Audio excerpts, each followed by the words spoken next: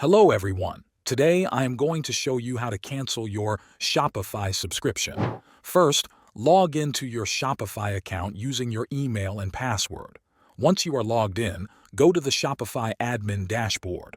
On the left-hand side, you will see the navigation menu. Scroll down and click on Settings. It is located at the bottom of the menu. Inside the Settings page, look for the option called Plan. Click on it to open your subscription details. Here you can see your current plan and billing information. Now you have two main options. The first option is to change your plan. If you do not want to completely cancel Shopify, you can switch to a different plan, such as a cheaper one or a trial plan if available.